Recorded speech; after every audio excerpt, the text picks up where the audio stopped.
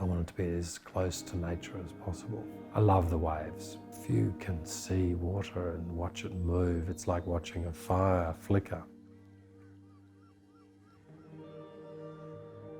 This is Ocean House. It's a building we created about 10 years ago, and it's our beach house down at Lorne. So it's designed for my family to come and holiday together with a degree of separation when we wanted it. So there's dual living areas and where we can come together. You travel through the gate, and it's a robust gate, so it feels solid, and I travel up the staircase around and walk up the back. So the moment you come round the corner, you look up into the forest for the first time and get your first real broad view of the forest that Ocean House sits within.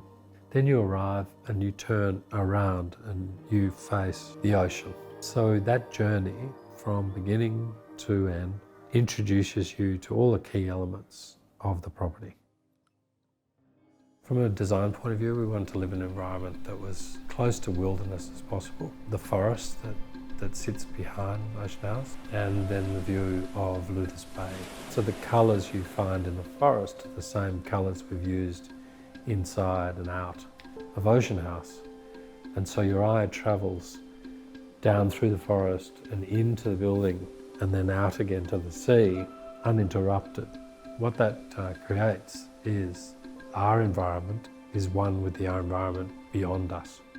We chose to limit the number of materials. Concrete for its robustness and its even neutral colour. Timber, which is found in the forest behind and creates a soft environment. Glass, which is completely transparent, so it's a material you don't really see. Finally, we chose stainless steel again for that reason, in that it doesn't stand out, it just disappears.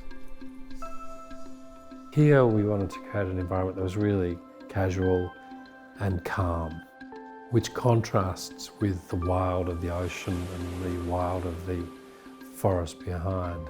It's this environment that's protected within the shell of the building, but allows you to be side by side with these wild environments.